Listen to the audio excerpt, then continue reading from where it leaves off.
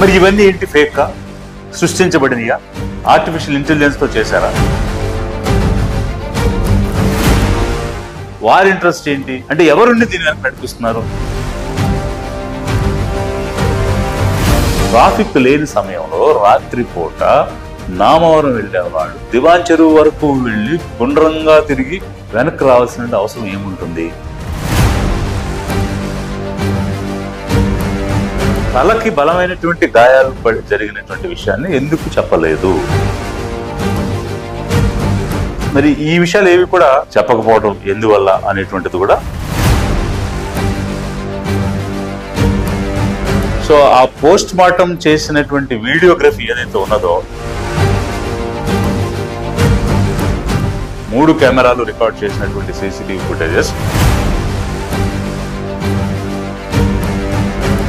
మీరు ఎలా చేయాలని చెప్పేసి నేను ఎస్పీ గారిని కోరుతా ఉన్నాను. అదేవిధంగా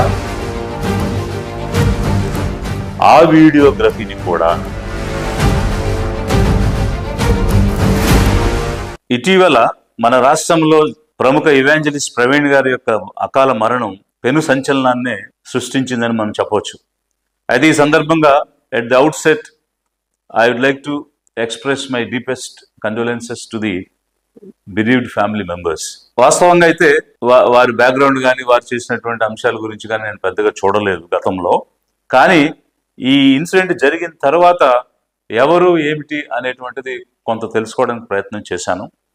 మరొక వైపు ఒక ఇన్వెస్టిగేషన్ నడుస్తుంది, పోలీస్ సమగ్రమైనటువంటి రిపోర్ట్ ఇస్తారు అన్న దానికోసం కూడా నేను వెయిట్ చేస్తున్నాను, ఏమొస్తుంది ఏంటనేటువంటిది చూడాలనేటువంటి ఉద్దేశంతో. కానీ ఈలోపు నేను ఫీల్డ్లో తిరుగుతున్నటువంటి సమయంలో ప్రజల్లోకి వెళ్తున్నప్పుడు చాలా చోట్ల ఈ అంశం గురించి ప్రస్తావించడం, అది ఏమవుతుంది ఏంటనేటువంటిది అడగడం, దాని గురించి మీరు ఏం ఆలోచిస్తున్నారు అనేటువంటి ప్రశ్న నాకు రావడం, ఇదంతా కూడా జరిగినప్పుడు నేను కొంత దీన్ని పరిశీలించడానికి ఒక ప్రయత్నం చేశాను.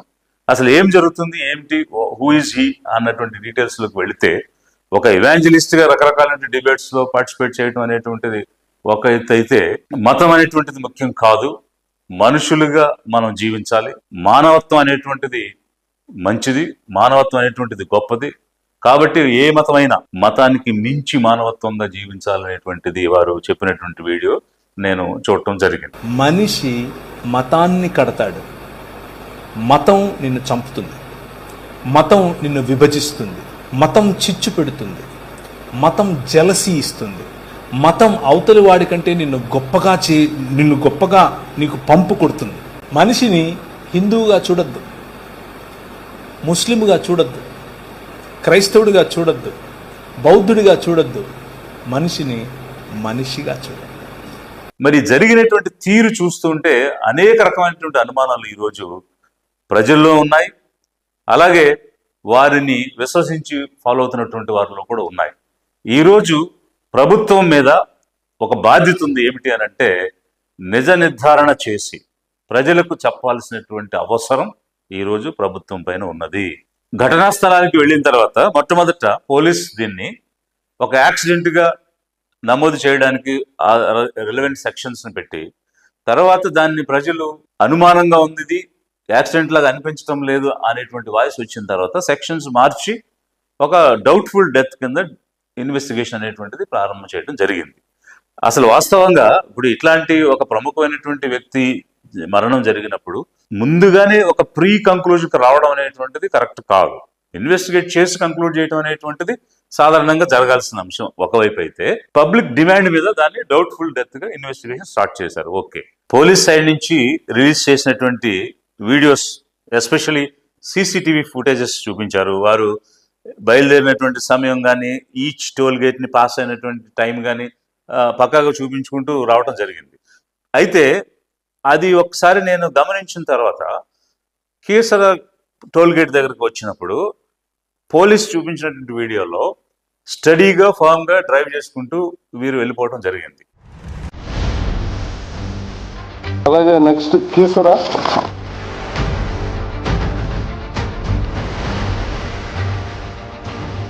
ఇది స్లో మోషన్ లో ఉంది, మనం కనిపించడానికని యూజ్ చేయకూడదు.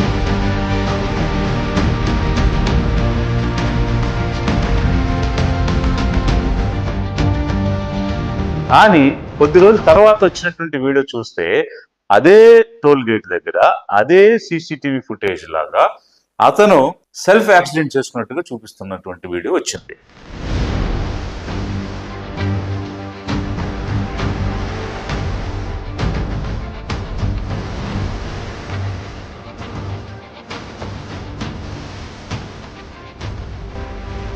అది పోలీసు మిస్ అయ్యారా, లేక కావాలని చూపించలేదా, లేదు ఒకవేళ అది నిజమే అయితే పోలీసుకు దొరకని వీడియో వీరికి ఎలా దొరికింది, అది ఒక ఆర్టిఫిషియల్ ఇంటెలిజెన్సా లేదు వాస్తవమా అనేటువంటిది ఒకవైపు పోలీసు నిర్ధారణ చేయలేదు.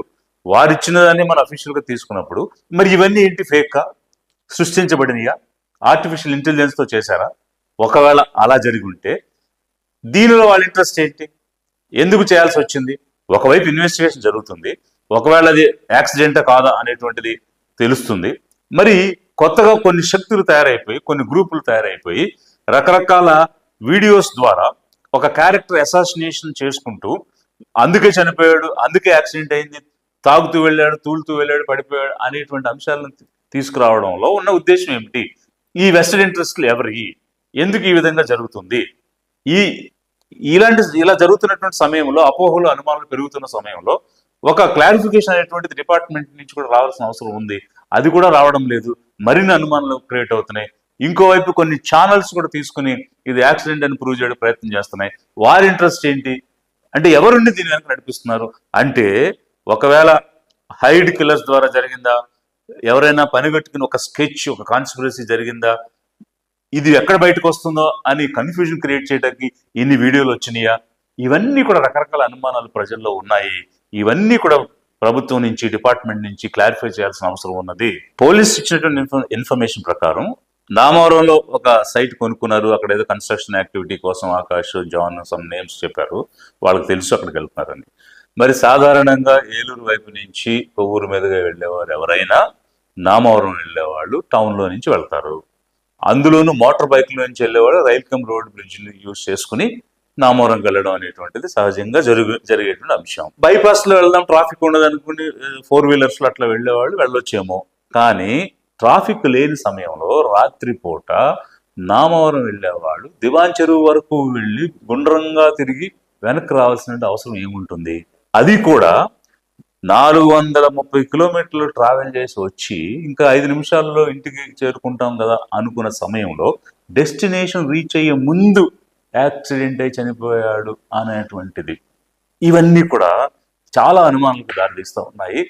అంతేకాకుండా మరి అక్కడ ఉన్నటువంటి చూసినటువంటి వాళ్ళు, అంటే బాడీని లిఫ్ట్ చేసేటప్పుడు కానీ, అక్కడి నుంచి తీసుకెళ్ళినప్పుడు కానీ, అక్కడ ప్రత్యక్షంగా చూసినటువంటి వాళ్ళు కానీ చాలా అనుమానాలు వ్యక్తం చేస్తూ ఉన్నారు. అయితే వీటన్నిటికీ నివృత్తి పోలీస్ ఎంక్వైరీ ద్వారా, వారు నిజ నిర్ధారణ చేయడం ద్వారానే వస్తుంది. అంతవరకు మనం ఏది కూడా చెప్పలేనటువంటి పరిస్థితి. ఇవన్నీ కూడా జనంలో ఉన్నటువంటి అనుమానాలు, వీటన్నిటికీ కూడా సరైనటువంటి ఆన్సర్స్ రావాలని ప్రజలు ఎక్స్పెక్ట్ చేస్తూ ఉన్నారు.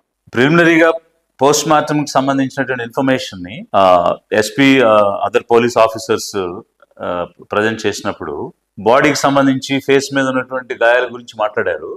బట్ కీలకమైనటువంటిది తలకి బలమైనటువంటి గాయాలు జరిగినటువంటి విషయాన్ని ఎందుకు చెప్పలేదు? ఎందుకంటే బాడీ లిఫ్ట్ చేసినప్పుడే అక్కడ ఉన్నటువంటి ప్రత్యక్ష సాక్షులు చెప్తున్నటువంటిది భయంకరంగా బ్లడ్ తల నుంచి కారడం, తల భయంకరమైనటువంటి గాయాలకు గురవడం, దాని మీద ఎలాంటి దెబ్బలు లేనటువంటి గీతలు పడినటువంటి హెల్మెట్ పెట్టడం అనేటువంటిది చూసినటువంటి విషయాన్ని చెప్తున్నారు. హెల్మెట్ మాత్రం ప్రొటెక్టివ్ ఉంది, ఏమి చిన్న చిన్న గీతలు కూడా లేవు. కానీ తల మాత్రం భయంకరమైనటువంటి గాయాలు తగిలి విపరీతంగా రక్తస్రావం జరగడం అనేటువంటిది ఒకవైపు ఉన్నది. అసలు మీరు ఆ రోజు వీడియో చూస్తే, ఆ సీసీ కెమెరాలో చూస్తుంది కూడా ఆధారణ రావాలిగా.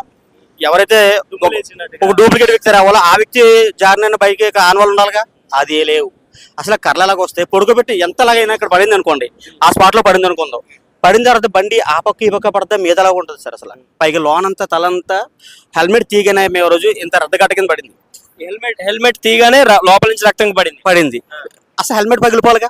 అవును, అది 2-3 లారీలు ఎక్కిన హెల్మెట్ ఏం కాదు. అలాంటిది ఆ రోజు ఆ హెల్మెట్ తీగన బ్లడ్ అంతా అందులో పడింది, ఇంత గడ్డ కింద పడింది. అప్పుడు ఇక్కడే తీసారా అండి హెల్మెట్?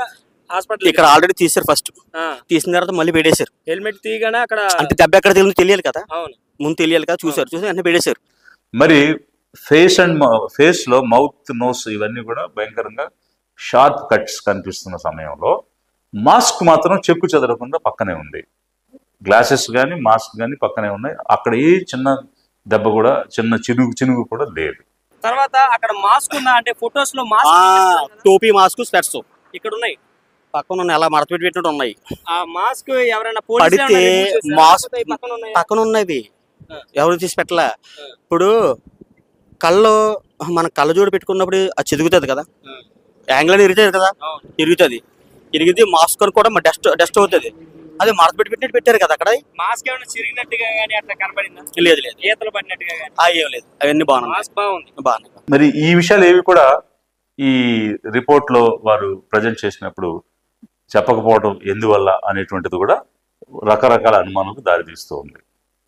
ఇదొక వైపు అయితే, సాధారణంగా మెడికల్ ఆఫీసర్స్ ఇచ్చేటువంటి వర్షన్ ఏంటంటే అక్కడ ఉన్నటువంటి వూండ్స్ని బట్టి, అక్కడ జరిగినటువంటి దెబ్బలను బట్టి, విధానాన్ని బట్టి అది యాక్సిడెంటా లేకపోతే ఏదైనా పని కట్టుకుని చేసినటువంటి, అంటే ఏదైనా వెపన్స్ అవి వాడి చంపినటువంటిదా అనేది తెలుస్తుంది అనేది ప్రైమా ఫేసీగానే చెప్పగలుగుతాం అన్నది నేను కొంతమంది మెడికల్ ఆఫీసర్స్తో ఇంటరాక్ట్ అయినప్పుడు నాకున్నటువంటి మెడికల్ డిపార్ట్మెంట్తో ఉన్నటువంటి అనుబంధంతో తెలిసినటువంటి విషయం. అయితే ఇక్కడ షార్ప్ కట్ వూండ్స్ ఉన్నాయి. కాలు కాలింది కానీ ప్యాంట్ కాలలేదు, చెరగలేదు. జారిన చోట ఎక్కడైనా సరే మోకాళ్ళకి, మోచేతులకి రాపిడితో వచ్చినటువంటి వూండ్స్ ఉంటాయి, అవేవి లేవు. షర్ట్ చినగలేదు, ప్యాంట్ చినగలేదు, బైక్ మీద ఎలాంటి గీతలు లేవు. అది కాకుండా మనిషి చనిపోయినటువంటి వ్యక్తి పైన బైక్ పెట్టబడి ఉంది. ఇవన్నీ జనంలో ఉన్నటువంటి అనుమానాలు, రకరకాల ప్రశ్నలు తలెత్తుతూ ఉన్నాయి. వీటన్నిటికీ కూడా సమాధానం చెప్పాల్సినటువంటి బాధ్యత మన ఇన్వెస్టిగేటింగ్ డిపార్ట్మెంట్కి, అక్కడ ఉన్నటువంటి ఆఫీసర్స్కి ఉంటాయి. ఇవన్నీ కూడా ఎందుకు బయటకు రాలేదు అనేది ఒకవైపు అయితే, ఇన్ని రోజులు ఎందుకు పడుతుంది పోస్ట్ మార్టం రిపోర్ట్ రావడానికి? సాధారణంగా 48 అవర్స్లో వస్తుంది. మనకున్నటువంటి సమాచారం ప్రకారం ఆ రిపోర్ట్లో ఏ రకమైనటువంటి ఆల్కహాల్కి యూసేజ్ ఉన్నట్టుగా కానీ, అలాగే ఏ రకమైనటువంటి వూండ్స్ ఉన్నాయి అనేటువంటి అంశాలు కానీ క్లియర్గా ఉంటాయి. బట్ అవేవి కూడా బయటకు చెప్పలేదు. ఒక 2 వీక్స్లో ఎఫ్ఎస్ఎల్ రిపోర్ట్స్ కూడా వస్తాయి, ఫోరెన్సిక్ కూడా వస్తాయి. ఇంతకాలం అయినా కూడా రిపోర్ట్ రాలేదు. ఎందుకు డిలే అవుతుంది? ఉన్నటువంటి అనుమానాలని మరింత తీవ్రం ఎందుకు చేస్తున్నారు? జనంలో ఉన్నటువంటి ప్రశ్నలు అనేకంగా పుట్టే విధంగా ఒకవైపు సోషల్ మీడియాలో, ఇంకొక వైపు ఈ డిలే వల్ల వస్తుంది. ఏం జరుగుతుంది మన రాష్ట్రంలో అనేటువంటిది ఈ రోజు మనకు ఎదురవుతున్నటువంటి ప్రశ్న. నిజాన్ని నిర్ధారణ చేసి ప్రజలకు చెప్పాల్సినటువంటి విషయం ఎందుకు ఆలస్యం అవుతున్నది అనేది అనేక మంది మధ్యలో ఉన్నటువంటి విషయం. ఇక్కడ ఫ్యామిలీ మెంబర్స్ ఏ విధంగా ఫీల్ అవుతున్నారు, వాళ్ళు ఏం కోరుకుంటున్నారు అనేటువంటి స్థాయి దాటిపోయింది. ఎందువల్లంటే పబ్లిక్ లో ఈ అంశం మీద పెద్ద చర్చ, అదేవిధంగా ఈ వ్యక్తికి ఏమైంది, ఎలా చనిపోయాడు అనేటువంటి విషయం తెలుసుకోవాలని ఒక వర్గమో, ఒక కమ్యూనిటీనో, ఒక రిలీజియనో కాదు, రాష్ట్ర ప్రజలందరూ కూడా ఆలోచిస్తున్నటువంటి విషయం ఇది. మరి ప్రభుత్వం దీన్ని ఆలస్యం చేయడానికి కారణం ఏమిటి అన్న దాని మీద కూడా చాలా అపోహలు వస్తున్నాయి. అంటే దీనిని యాక్సిడెంట్గా చూపించాలా అని ఆలోచిస్తుందా, లేకపోతే నిజంగానే రిపోర్ట్స్ రావడానికి లేట్ అయినాయా, లేదు సెన్సిటివ్ మ్యాటర్ కాబట్టి లా అండ్ ఆర్డర్ ప్రాబ్లం రావచ్చు, శాంతి భద్రతలకు ఇబ్బంది కలగవచ్చు అని ఆలోచించి ప్రజల శ్రేయస్సు దృష్ట్యా ఆలస్యం చేస్తుందా అనేటువంటివి రకరకాల చర్చలు, ఆలోచనలు ఉన్నా ప్రజల్ని ఏం కోరుకుంటున్నారంటే నిజం తేలాలని కోరుకుంటున్నారు. ఎందుకోసం అంటే, ఒకవేళ సంఘ విద్రోహ శక్తులు ఎవరైనా దీనిలో ఇన్వాల్వ్ అయ్యి ఈ రకమైనటువంటి ఒక ప్రీ ప్లాన్డ్ మర్డర్ అనేటువంటిది చేశారా, లేక అనుకోని విధంగా యాక్సిడెంట్ అయి చనిపోయారా, ఎకనామిక్ డిస్ప్యూట్స్ వల్ల జరిగిందా, ఈ విషయాలన్నీ కూడా ఖచ్చితంగా తెలియాలి. ఎందుకు తెలియాలంటే, ఒకవేళ ఏదైనా సంఘ విద్రోహ శక్తులు ఈ రకమైనటువంటి చర్యలు తీసుకుంటే రేపేం జరుగుతుంది, రేపేం జరగబోతుంది అనేటువంటి పరిస్థితి కూడా ప్రజల్లో ఉంటుంది. ఒక భయము, ఆందోళన అనేటువంటిది ఉంటుంది. వాటన్నిటినీ కూడా నివృత్తి చేసి శాంతి భద్రతలను కాపాడుతూ సామరస్యాన్ని, శాంతిని రాష్ట్రంలో నెలకొల్పడానికి నిజాన్ని తప్పకుండా ప్రభుత్వం తెలియజేయాల్సిన అవసరం ఉంది. అదే సమయంలో రాష్ట్ర ప్రజలకు లిబరేషన్ కాంగ్రెస్ పార్టీ ద్వారా మేము కోరుకుంటుంది ఏమిటంటే, రకరకాల విద్వేషాలు రెచ్చగొట్టి వాళ్ళ అవసరాలు తీర్చుకోవడానికో వాళ్ళ అధికారం సాధించడానికో ప్రజల్లో చిచ్చు పెడుతూ ఉంటే మనం అప్రమత్తంగా ఉండి దాన్ని తిప్పికొట్టాలి తప్ప వాళ్ళు పెట్టే చిచ్చుకి మనం లోనయ్యి గనక మనం చర్యల్లోకి వెళితే మనపై ఆధిపత్యం చేయాలనుకున్న వాడే గెలుస్తాడు, మనం ఓడిపోతాం. కాబట్టి మన మతం ఏమిటి, మన దేవుడు ఎవరు అనేటువంటిది వ్యక్తిగతం. ఎవరికి నచ్చిన మతాన్ని, ఎవరికి నచ్చిన దేవుడిని పూజించుకుని ప్రార్థించుకునే అవకాశం రాజ్యాంగం కల్పించింది. దాన్ని వ్యక్తిగతంగా తీసుకుని మనం పాటిద్దాం. అంతేగాని మనల్ని విడదీసి చిచ్చుపెట్టి పోలరైజ్ చేసి వాళ్ళు గెలిచి అధికారంలో ఉండేటువంటి ఆలోచన చేసేటువంటి వాళ్ళకి ఊతమిచ్చే విధంగా, వాళ్ళకి మనం బలైపోయే విధంగా ప్రజలు ఉండొద్దు. ఇక్కడ ఈ రోజు జరిగినటువంటి మరణం ఒక మత బోధకునికి సంబంధించిందే అయినా కూడా నిజాలు తెలుసుకుంటే రాబోయే రోజుల్లో రాష్ట్రంలో శాంతి సామరస్యం ఉండాలనేటువంటి ఆలోచనతోనే ఈ రోజు లిబరేషన్ కాంగ్రెస్ పార్టీ ద్వారా నేను మాట్లాడటం అనేటువంటి జరుగుతుంది. అదేవిధంగా జరుగుతున్నటువంటి ఇన్వెస్టిగేషన్ ట్రాన్స్పరెంట్ గా ఉంది, పారదర్శకంగా ఉంది అనేటువంటి కాన్ఫిడెన్స్ కూడా ప్రజలకు ఇవ్వాల్సిన అవసరం ఉంది. అందుకోసం లిబరేషన్ కాంగ్రెస్ పార్టీ నుంచి మేము ఏం డిమాండ్ చేస్తున్నామంటే 24వ తేదీన అర్ధరాత్రి జరిగినటువంటి ఈ యాక్సిడెంట్ కానీ వాట్ ఎవర్ ద కాన్సిక్వెన్సెస్ కానీ అది తెలియడానికి ఆ రోజు సాయంత్రం 6 గంటల నుంచి తెల్లవారి బాడీని లిఫ్ట్ చేసుకు వెళ్ళిన వరకు కూడా అక్కడ ఉన్నటువంటి ఆ ఎదురుగా ఉన్నటువంటి పెట్రోల్ బంక్ లో ఉన్న 3 CCTV ఫుటేజెస్, 3 కెమెరాలు రికార్డ్ చేసినటువంటి CCTV ఫుటేజెస్ మా సిబ్బంది చూస్తారు. అది చూపించడానికి మీరు ఎలా చేయాలని చెప్పేసి నేను ఎస్పీ గారిని కోరుతా ఉన్నాను. అదేవిధంగా ప్రజల కోరిక మేరకు పోస్ట్ మార్టంని మీరు వీడియో చేశారు. సో ఆ పోస్ట్ మార్టం చేసినటువంటి వీడియోగ్రఫీ ఏదైతే ఉన్నదో ఆ వీడియోగ్రఫీని కూడా మా వైద్య సిబ్బందికి చూపించాలనేటువంటి దాన్ని మేము అక్కడికి వచ్చి చూసుకుంటాం, మాకేమని అడగడం లేదు, కానీ చూపించాలని ఎస్పీ గారికి లిబరేషన్ కాంగ్రెస్ పార్టీ ద్వారా డిమాండ్ చేస్తున్నాం.